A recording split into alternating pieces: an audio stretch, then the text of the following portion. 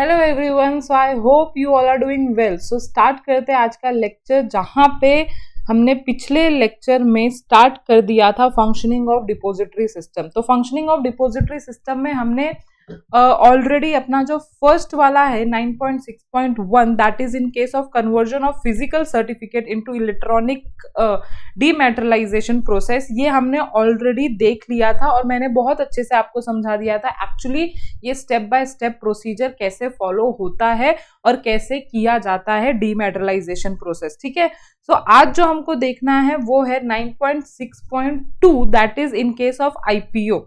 आपको फ्रैंकली बोलूं, आपका जो थोड़ा सा बुक है थोड़ा सा आउटडेटेड है। आई एम सॉरी अगर किसी को बुरा लग रहा है तो, मतलब क्या होता है कि गवर्नमेंट इतना जल्दी अपडेट नहीं कर पाती, specially in case of state board books, क्योंकि आई डोंट नो वो थोड़ा सा पंचुअल नहीं रहते शायद। जहां तक मैंने सीबीएसई का एक्सपीरियंस किया है तो सीबीएसई की बुक तुरंत जो भी न्यू चीजें हैं वो अपडेट तुरंत कर देती है चीजों को। अब मैंने आपको बहुत बार बोला है कि कुछ कुछ चीजें जैसे शेयर सर्टिफिकेट, ये सारी चीजें बहुत आउटडेटेड चीजें हो गई है। अभी सिलेबस में नहीं भी दिया तो भी चलेगा, लेकिन स्टिल उन्होंने दिया ही हुआ है और स्टिल आपको पढ़ना ही पड़ रहा है। तो वैसा ही कुछ डिपॉजिटरी सिस्टम का है। I know initially depository system जब आया था तो ये सारे प्रोसेस उनको फॉलो करने पड़ रहे थे, बट नाउ अब क्योंकि मैंने जैसे बोला, क्योंकि हर एक कंपनी को अब ये जरूरी हो चुका है कि वो इलेक्ट्रॉनिक फॉर्म में ही शेयर इशू करेंगे, तो अब ये डीमैटेरियलाइजेशन प्रोसेस आपको देने की जरूरत ही नहीं है, क्योंकि अब डीमैटेरियलाइजेशन प्रोसेस आएगा ही नहीं सीन में कहीं।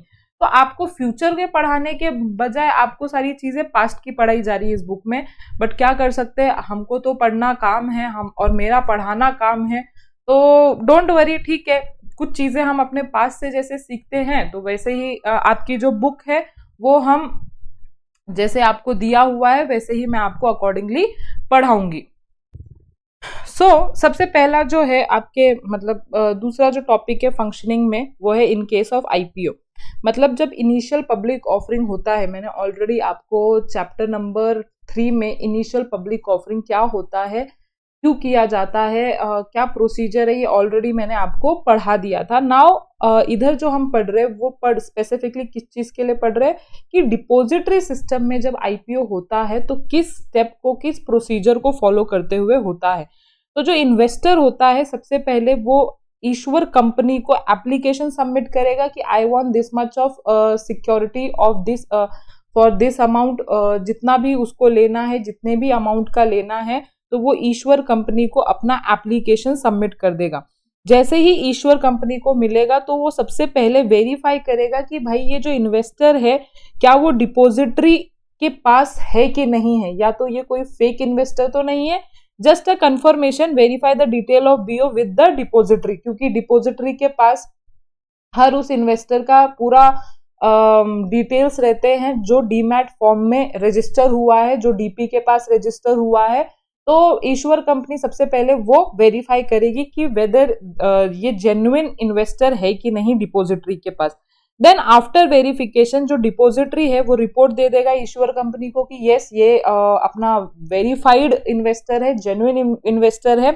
देन जैसे ही वो वेरीफाई हो जाएगा, ईश्वर कंपनी को क्या काम है, एप्लीकेशन के अकॉर्डिंगली उसको अलॉटमेंट देना। ये चीज हमने पढ़ लिया था कि एप्लीकेशन होना जरूरी है। चैप्टर नंबर अगर याद नहीं है तो चैप्टर नंबर 3 में जाके अपने पन्नों को पलट के देखो, मैंने पढ़ाया था कि जब भी अलॉटमेंट होता है तो उससे पहले क्या करना पड़ता है, एप्लीकेशन करना पड़ता है बाय इन्वेस्टर। तो एप्लीकेशन के बेसिस पे ही ईश्वर कंपनी क्या करती है, अलॉटमेंट ऑफ डिपॉजिटरी करती है। एक और क्वेश्चन पूछूंगी, अलॉटमेंट कौन करता है कंपनी में, जल्दी बोलो जल्दी बोलो, बोर्ड ऑफ डायरेक्टर। तो board of director allotment procedure कर देंगे और ये चीज किसको इन्फॉर्म कर देंगे कि हमने किस किस को अलॉटमेंट किया है, ये चीज डिपॉजिटरी को इन्फॉर्म कर देंगे। क्योंकि अब डिपॉजिटरी को क्या करना पड़ेगा, जो भी इन्वेस्टर्स को अलॉटमेंट मिला है उसके डीमैट अकाउंट में उतने number of security e form में क्रेडिट करने पड़ेंगे। ठीक है, तो depository credit the account of BO and then depository ये सारी चीजें इंटीमेट कर देगा डीपी को, क्योंकि मैंने जैसे बोला था अब ये इंफॉर्मेशन किसके पास जाना जरूरी है, इन्वेस्टर की मेरा जो डीमैट अकाउंट है उसमें इतने नंबर ऑफ शेयर्स क्रेडिट हो चुके हैं। तो अब ये इंफॉर्मेशन मतलब ये इंफॉर्मेशन अब डिपोजिटरी के पास है कि हमने ये कर दिया है क्रेडिट का। नाउ ये इंटीमेशन किसको देगा? डिपोजिटरी को, डीपी को देगा, क्योंकि वो डायरेक्टली इन्वेस्टर से कांटेक्ट नहीं कर सकता। तो वो रिस्पेक्टिव डीपी को इन्फॉर्म कर देगा कि हमने आपके क्लाइंट के डीमैट अकाउंट में इतने नंबर ऑफ शेयर्स क्रेडिट कर दिए हैं। एंड देन डीपी का क्या काम बनता है? अपने investor that is beneficial owner को बताना कि हम जो आपका अकाउंट है इतने अमाउंट से इतने शेयर से क्रेडिट हो चुका है आपका डीमैट अकाउंट। तो ये बेनिफिशियल ओनर को जैसे ही इंफॉर्मेशन मिल जाएगी, डीपी का काम खत्म। So he will issue a statement of account. Statement of account क्यों? एक स्टेटमेंट मतलब जैसे मैंने आपको कल एक पीडीएफ बताया था, वैसे ही पीडीएफ जनरेट होगा, जिसे हम बोल सकते हैं कॉन्ट्रैक्ट नोट, कि जब भी आपके डीमैट अकाउंट से डेबिट क्रेडिट होता है तो जो डीपी होता है, ब्रोकर होता है, उसको कंपल्सरी कॉन्ट्रैक्ट नोट इशू करना पड़ता है। तो उसी कॉन्ट्रैक्ट को नोट को इधर स्टेटमेंट ऑफ अकाउंट बोला है। और स्टेटमेंट अकाउंट में अकाउंट के थ्रू, जैसे बैंक कैसे अपना जो पासबुक है या जो स्टेटमेंट ऑफ अकाउंट है वो इशू करती है कि क्या डेबिट हुआ है, क्या क्रेडिट हुआ है मेरे अकाउंट में, बैंक का रिस्पॉन्सिबिलिटी है, वैसे ही डीपी की रिस्पॉन्सिबिलिटी है कि आपके अकाउंट से क्या क्रेडिट क्या डेबिट हो रहा है वो इन्फॉर्म करना एज सुन एज पॉसिबल, किसको? इन्वेस्टर्स को। ओके, सो आप ये प्रोसीजर देख सकते हो वन बाय वन। इधर दिया हुआ है कि फर्स्ट स्टेप क्या है। सबसे पहले एप्लीकेशन, देन सेकेंड स्टेप जो इश्यूअर कंपनी है वो वेरीफाई करेगी कि यस ये वेरीफाइड जेन्युइन इन्वेस्टर है। जैसे ही ये वेरीफाई हो जाएगा तो detail of allotment issuer company अपने डिपोजिटरी को देगा। जैसे ही ये होगा कि ठीक है अलॉटमेंट मिल गया इसको, तो उतने नंबर ऑफ शेयर्स बीओ के अकाउंट में उतने नंबर ऑफ शेयर्स क्रेडिट होंगे। एंड देन ये इंफॉर्मेशन किसको इंटीमेट किया जाएगा? रिस्पेक्टिव डीपी को इंटीमेट किया जाएगा। And then last DP BO को स्टेटमेंट इशू कर देगा। तो सिंपल प्रोसेस है, स्टेप बाय स्टेप आप जाओगे तो कोई दिक्कत नहीं आएगा। प्लीज ये चीजें स्किप मत करना। From the point of view not exam but practical life, practical point of view ये बहुत इंपॉर्टेंट है। अच्छा टॉपिक है, इंटरेस्टिंग टॉपिक है। जिसको स्टॉक मार्केट का इंटरेस्ट रहेगा उसको तो मजा ही आएगा पढ़ने में, और जिसको नहीं है प्लीज वो थोड़ा इंटरेस्ट लो, क्योंकि आजकल बहुत ज्यादा लोग इससे कमा रहे हैं, प्रॉफिट जनरेट कर रहे हैं। तो फ्यूचर आपका आपका प्रोफेशन भी बन सकता है अगर आपको इंटरेस्ट आया इसमें। तो मुझे तो बहुत मजा आता है स्टॉक मार्केट में, इसलिए मुझे ये चैप्टर पढ़ाने में बहुत मजा आता है। ओके, नाउ जो नेक्स्ट टॉपिक हम पढ़ेंगे वो है transfer of security under depository system. देखो पहले क्या होता था, शेयर सर्टिफिकेट होता था। शेयर सर्टिफिकेट के थ्रू क्या करते थे, जो ट्रांसफरर है, ट्रांसफरी है, वो दोनों के दोनों कंपनी के पास जाते थे, इंस्ट्रूमेंट ऑफ ट्रांसफर फॉर्म जो होता था उसको सबमिट करते हैं, फिर वो जो पुराना वाला शेयर सर्टिफिकेट है वो भी सबमिट करते हैं, एंड देन नया शेयर सर्टिफिकेट ट्रांसफरी के नाम पे कंपनी इशू करती है। तो ये सिंपल प्रोसेस था और इसमें कंपनी इन्वॉल्व होती थी ये सारे प्रोसेस में। बट अब डिपोजिटरी सिस्टम में क्योंकि मेन रोल अगर आप देखोगे तो डिपोजिटरी इधर आ चुका है और कंपनी और इन्वेस्टर का कोई लिंक नहीं रहता, एज वेल एज इन्वेस्टर और डिपोजिटरी का कोई लिंक नहीं रहता। तो ये सारी चीजें मद्देनजर रख के आपको डिपोजिटरी सिस्टम पूरा का पूरा पढ़ना है ध्यान से, एकदम एक एक चीज जो मैंने आपको क्रक्स पॉइंट बताया वो सारी चीजें याद करके अगर आप ये प्रोसीजर पढ़ोगे तो कोई दिक्कत नहीं आएगा। तो सबसे पहला जो पॉइंट आपके बुक में दिया हुआ है, in case of sale of shares, कि अगर कोई इन्वेस्टर अपने अकाउंट से सेल करता है तो डिपोजिटरी सिस्टम में क्या इम्पैक्ट पड़ता है। तो सबसे पहले उन्होंने इंट्रोडक्टरी दिया हुआ है, क्योंकि सेल में एक ऑफ मार्केट ट्रेड होता है और एक मार्केट ट्रेड होता है। तो वो दोनों हम पढ़ेंगे कि ऑफ मार्केट ट्रेड में सेल कैसे किया जाता है और मार्केट ट्रेड में सेल कैसा होता है। ठीक है, तो इधर जो ट्रांसफरर है, ट्रांसफर को आप कौन कौन बोल सकते हो? Seller. That is investor has to inform DP by issuing DIS slip which is filled and sign with the detail of security sold. तो सिंपल, सबसे पहले किसका काम रहेगा? सेलर का काम रहेगा, ट्रांसफरर का काम रहेगा अपने डिपोजिटरी पार्टिसिपेंट को बताना कि मैं इतने नंबर ऑफ शेयर्स बेच रहा हूं, इसका सिग्नेचर रहेगा। At the end of the transaction, मतलब जब वो बेच देगा तो जो सिक्योरिटीज है वो सेलर के अकाउंट में से डेबिट हो जाएगा, मतलब डीमैट अकाउंट में से डेबिट हो जाएगा, और transfer can be done off market trade and as market trade. मतलब दो तरह के ट्रेड होते हैं, off market and market trade. Simply अगर मैं आपको बोलूं ऑफ मार्केट ट्रेड मतलब ये जो क्लियर पूरा का पूरा डिपॉजिटरी सिस्टम, मैंने जैसे आपको बताया था 4 लोग इन्वॉल्व रहते हैं इसमें, वो उस केस में डिपॉजिटरी का काम कुछ भी नहीं रहेगा, ठीक है। मतलब जो अपना क्रेडिटिंग ऑफ शेयर्स वाला जो कर रहा था, वो डिपॉजिटरी काम जो भी है उसका काम ही खत्म हो जाएगा, क्योंकि ऑफ मार्केट ट्रेड हो रहा है। Now of market trade possible है क्या ma'am? Yes, of market trade पहले पॉसिबल होता था, लेकिन अभी वो भी पॉसिबल नहीं है। मतलब और ऑफ मार्केट ट्रेड किन चीजों में पॉसिबल होता था? ऑफ मार्केट मतलब मार्केट के बाहर आके, मतलब डिपॉजिटरी सिस्टम में ना करना, बट आप ब्रोकर के through he credit and debit कर रहे हो शेयर्स के अकाउंट, शेयर्स में। तो ये पॉसिबल अभी तो नहीं है, लेकिन कुछ साल पहले ये पॉसिबल होता था, but not in case of normal sale and purchase. ये कब पॉसिबल होता था? जब आप गिफ्ट करते थे अपने शेयर्स, या जब कोई जो शेयर होल्डर है उसकी डेथ हो जाती थी और वो डेथ के केस में उसके नॉमिनी को वो शेयर्स ट्रांसफर किए जाते थे, तो उस केस में ऑफ मार्केट ट्रेड पॉसिबल है। नॉर्मली ऑफ मार्केट ट्रेड पहले भी पॉसिबल नहीं होता था, जब डिपॉजिटरी सिस्टम था पहले भी नहीं, और ना ही अभी तो वो भी ऑफ मार्केट ट्रेड पॉसिबल नहीं है। जो गिफ्ट और मैं लीगेसी की बात करूंगी आगे, वो भी अब ऑफ मार्केट ट्रेड नहीं पॉसिबल है। लेकिन आपकी जो बुक है वो पहले के डिपॉजिटरी सिस्टम की बात कर रही है, इसीलिए उन्होंने ऑफ मार्केट ट्रेड इधर बताया हुआ है। Okay, so of market trade क्या होता है? जहां पे ओनली 2 पार्टी म्यूचुअली एग्रीड करते हैं without involvement of clearing corporation, share broker, stock exchange, is called as off market trade. मतलब कि इसमें जो सेलर और बायर है और उनका जो ब्रोकर है, सिर्फ वही इन्वॉल्व रहता है, और सिर्फ डिपॉजिटरी को एक इंफॉर्मेशन जाती है कि आप इसके अकाउंट में से इतना डेबिट करो और इस अकाउंट में से इस अकाउंट में इतना क्रेडिट करो। तो एक्चुअली जो डिपॉजिटरी के सारे इंटरमेडियरी हैं, आप बोल सकते हो जो सारे इंटरमेडियरी हैं, वो इस सीन में नहीं आते हैं। जो सेटलमेंट होता है शेयर्स का या पैसों का, वो ऑफ मार्केट किया जाता है without the involvement of these intermediaries in depository system. तो इन्होंने सीधा बोला है 2 parties on mutually agreed terms without involvement of, मतलब 2 पार्टीज मेनली किनको रेफर किया है? सेलर को एंड बायर को। सेलर कौन है? ट्रांसफरर, और बायर कौन है? ट्रांसफरी, ठीक है। बट ये ऑफ मार्केट ट्रेड कहां पे पॉसिबल है? Only in case of legacy transfer. Legacy जैसे मैंने बोला, डेथ के केस में जो legal representative, nominee, legal air को वारिस जो होते हैं उनको ट्रांसफर हो जाते हैं ऑटोमेटिकली बिना कुछ किए, क्योंकि अब जो ओरिजिनल शेयर होल्डर था उसकी तो डेथ हो गई। फिर गिफ्ट के केस में पैसों का लेन देन नहीं होता। सेम वे लीगेसी ट्रांसफर में भी पैसों का लेन देन नहीं होता, क्योंकि ये ऑटोमेटिक ट्रांसफर हुआ है, जिसको हम ट्रांसमिशन बोलते हैं, चैप्टर नंबर 3 अगर याद होगा।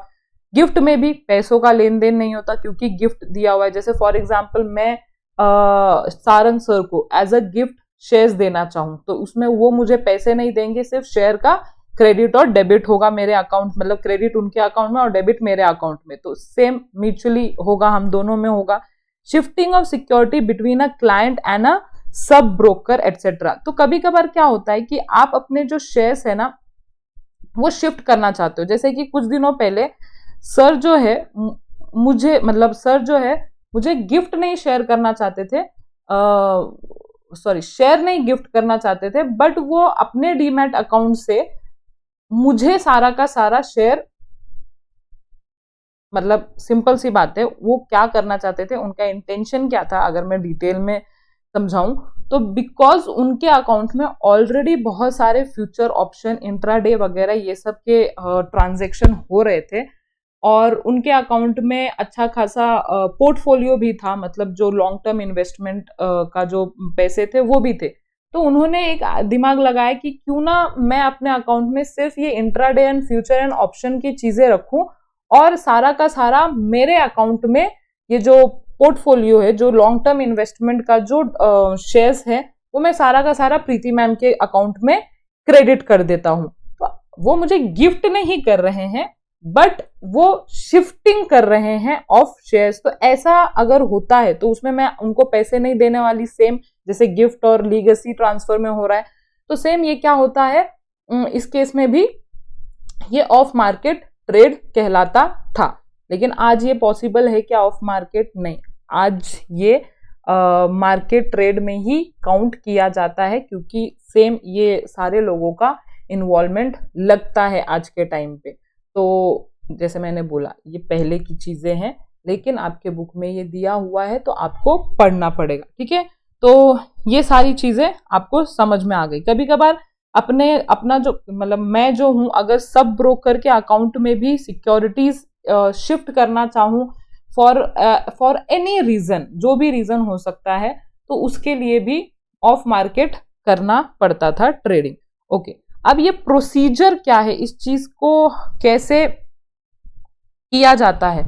तो जो ट्रांसफरर है, दैट इज जो सेलर है, वो डिलीवरी इंस्ट्रक्शन भरता है और वो अपने डीपी को देता है to move the security from transfer account to buyer account. मतलब जो सेलर रहेगा वो किसको इंटीमेट करेगा? डीपी को इंटीमेट करेगा, अपने डीपी को, कि ये इतने नंबर ऑफ शेयर्स किसको ट्रांसफर करने हैं, बायर को ट्रांसफर करने हैं। लेकिन बायर से वो डायरेक्टली नहीं कांटेक्ट कर सकता, तो इसीलिए सेलर का जो डीपी है वो बायर के डीपी को इन्फॉर्म करेगा, ठीक है। तो उधर दिया हुआ है, देखो, transferee the buyer will receive the credit of security through his DP into the buyer account after confirmation from depository to the DP. देखो अब क्योंकि ये पूरा सिस्टम जो हो रहा है वो डिपोजिटरी सिस्टम का है, तो डिपोजिटरी का कंफर्मेशन तो लगेगा ना कि भाई जो सेलर जो नंबर ऑफ शेयर्स ट्रांसफर करना चाहता है अपने बायर को, है ना, फॉर अ गिफ्ट या लीगेसी या व्हाटएवर, जो भी वे से है,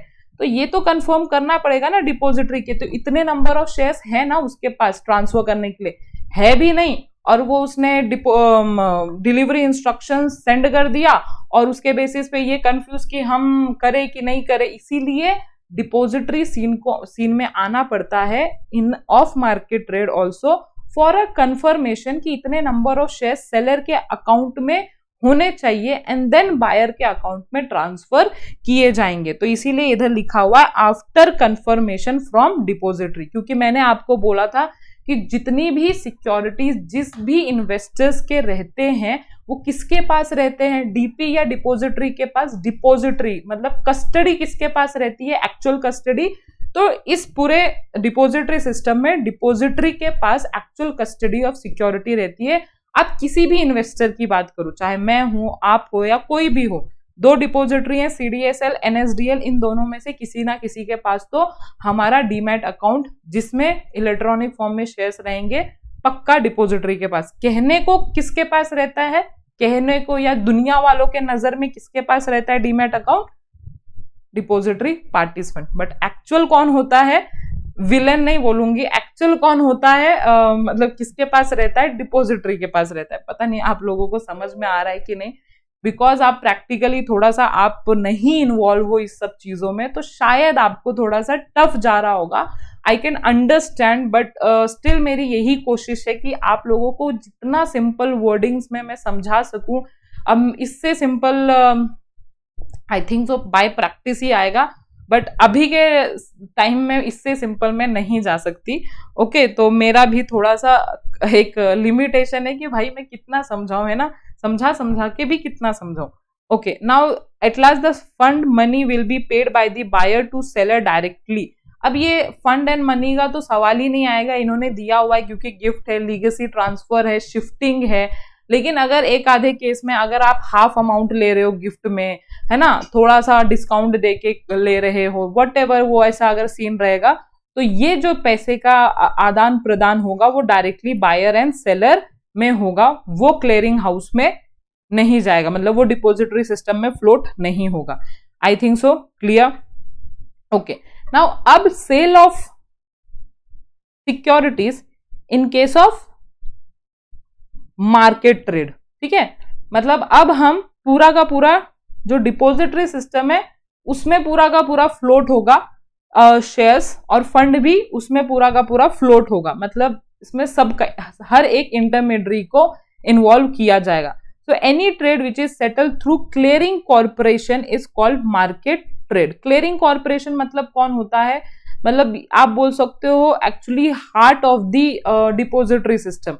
हमने पढ़ा नहीं है ये क्लियरिंग कॉर्पोरेशन, ना ही आपको थोड़ा डिटेल में जाने की जरूरत है, बिल्कुल भी नहीं। सिर्फ जो सेटलमेंट होगा वो स्टॉक एक्सचेंज के थ्रू होगा, आप बोल सकते हो, ठीक है। क्लियरिंग मतलब डेबिट, सेटलमेंट जिसे बोलते हैं ना, सेटलमेंट करना, सेट ऑफ करना, तो वो किसके थ्रू होता है, क्लियरिंग हाउस के थ्रू होता है इन depository system.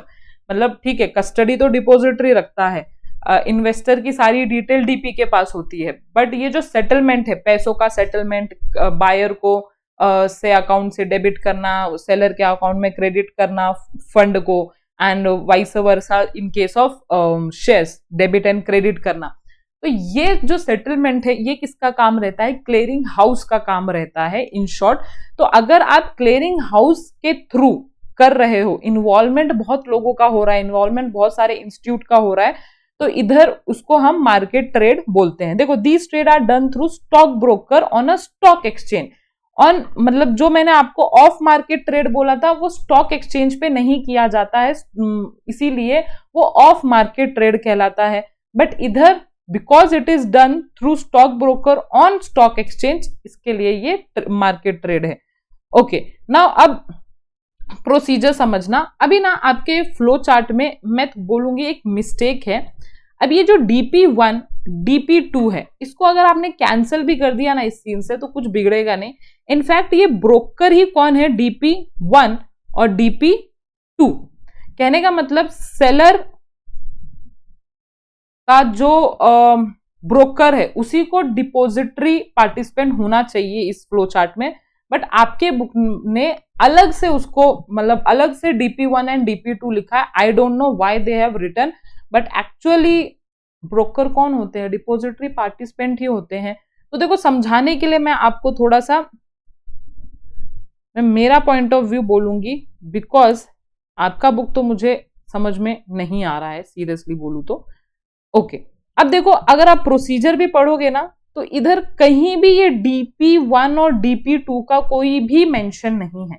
Why they have written separately DP1 DP2, भगवान जाने। तो DP1 एंड DP2 यही है। ओके, देखो, जो ट्रांसफरर है दैट इज जो सेलर है वो डिलीवरी इंस्ट्रक्शंस देगा DP को, मतलब ही किसको, ब्रोकर को। So the security move the transferer's account to the transferer broker account. So ये जो सिक्योरिटीज है वो किसके अकाउंट में से जाएगा और किसके अकाउंट को क्रेडिट होगा। So the security move from transferor's account to transferor broker account. Okay, तो उन्होंने बोला है कि जैसे ही ये इंस्ट्रक्शंस जाएगा तो इसके अकाउंट में से ये ब्रोकर के अकाउंट में चला जाएगा। ओके, मतलब securities, then security then are transfer from brokers account to clearing house.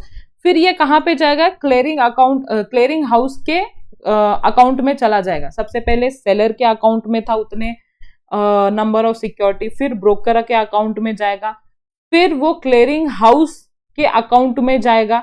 समझ में आ रहा है? क्लियरिंग हाउस के अकाउंट में जाने के बाद बायर के ब्रोकर के अकाउंट में उतने नंबर ऑफ शेयर्स क्रेडिट होंगे एंड देन अल्टीमेटली ये बायर के पास आ जाएगा।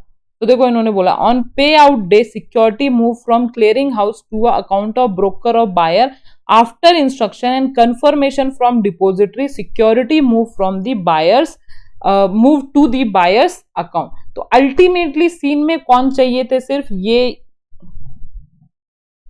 चार लोग चाहिए थे, 1 2 3 4 5 लोग चाहिए, क्योंकि ब्रोकर जो है ये दोनों अलग अलग है। एक सेलर का ब्रोकर है और एक बायर का ब्रोकर है, इसीलिए कंफ्यूज मत होना। उधर ब्रोकर मतलब एक ही ब्रोकर नहीं है, दोनों कॉमन है। एक सेलर का जो ब्रोकर है एक सेलर का है और दूसरा ब्रोकर बायर का है।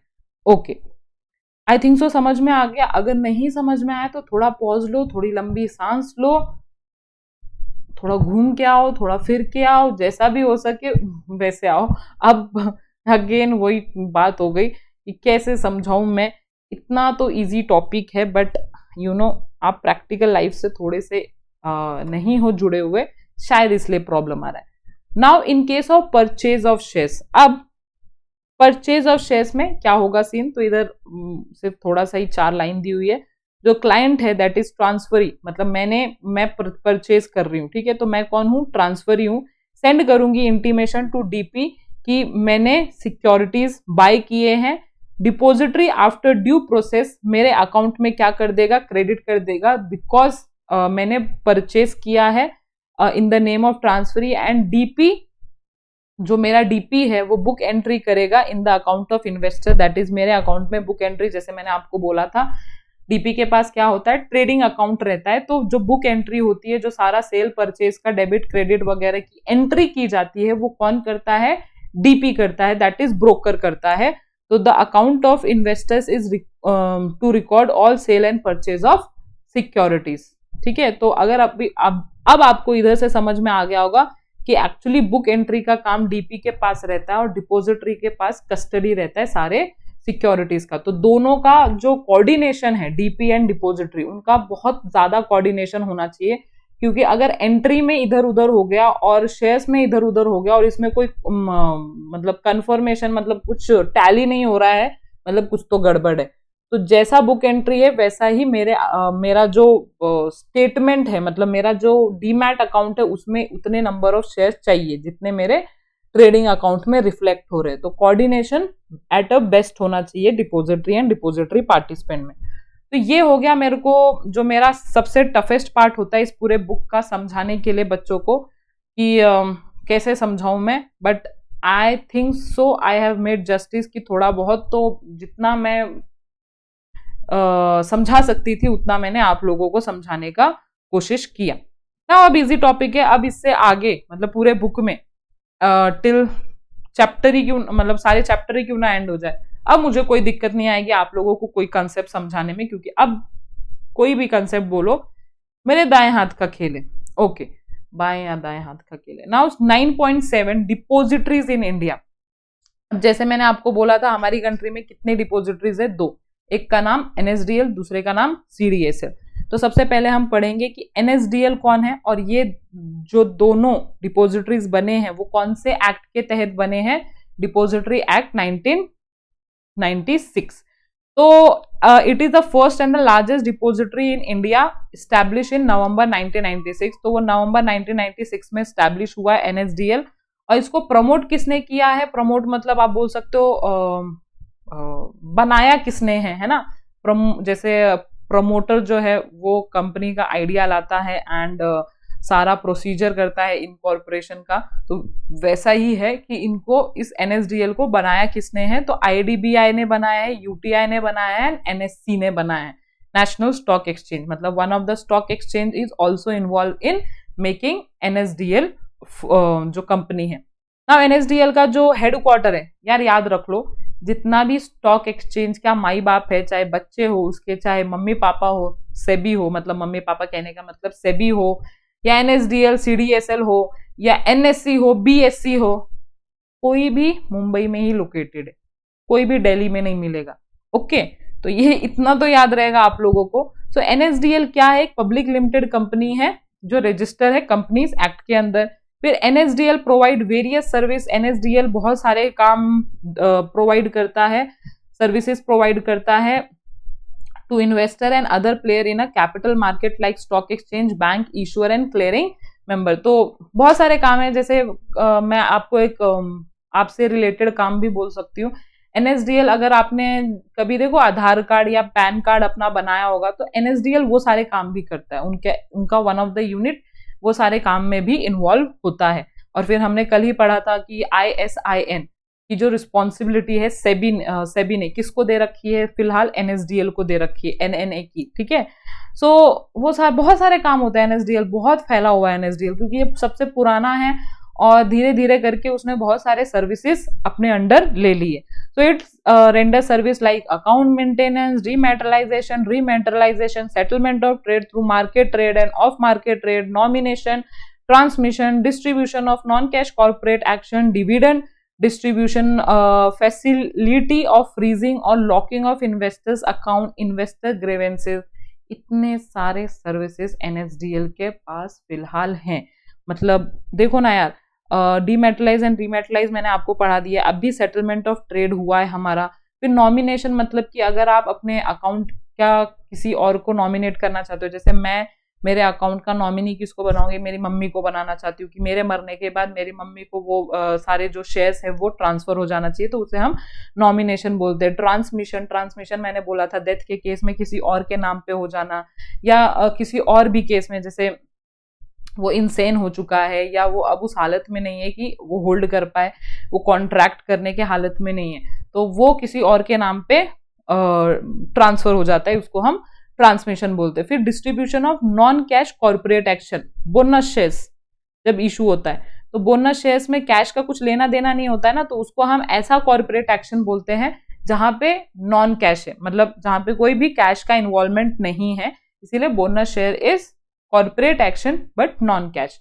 फिर डिविडेंड डिस्ट्रीब्यूशन, वो तो पता ही होगा। फिर देखो कभी कभार मेरा आईडी पासवर्ड ये सारी चीजें गुम हो जाता है, तो फिर मेरे को मेरा अकाउंट लॉक करवाना है, तो एनएसडीएल का वो भी काम है कि आप अगर आपका ऐसा कुछ हुआ है तो आप हमारे हेल्पलाइन कॉल फ्री नंबर पे कॉल करके फ्रीज करवा सकते हो।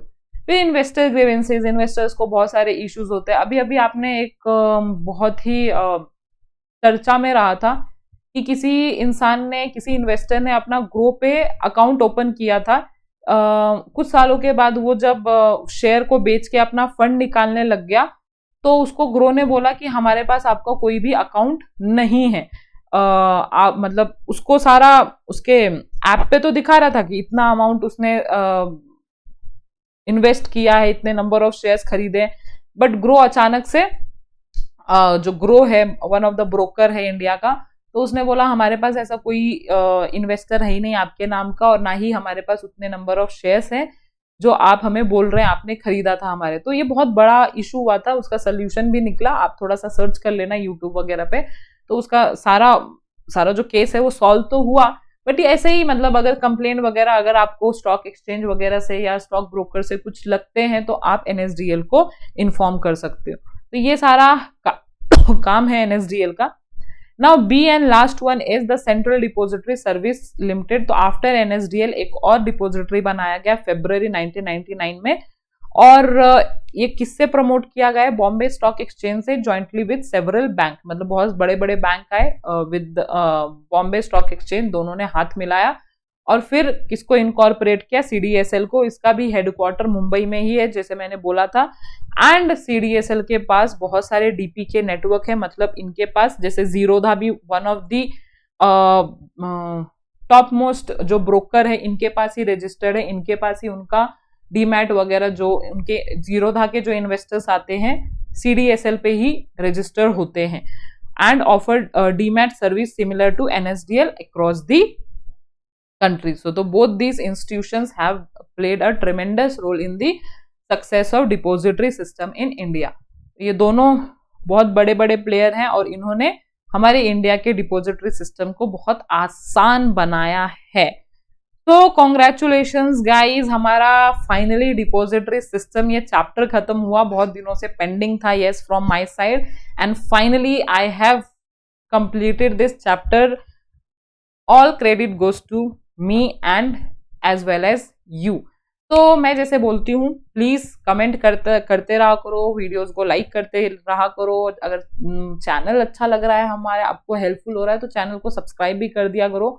और कुछ नहीं, बस हमको मोटिवेशन मिलता रहेगा ऐसे ही कमेंट से, और ऐसे ही हम वीडियोस और नए नए लाते रहेंगे। तो ऑल फॉर टुडे गाइज, मिलते हैं नेक्स्ट लेक्चर में विद द न्यू चैप्टर, अपना chapter number 10 dividend and interest, वो पढ़ेंगे मस्त, और आपके मार्क्स भी बहुत मस्त आएंगे। तो all for today guys, bye bye.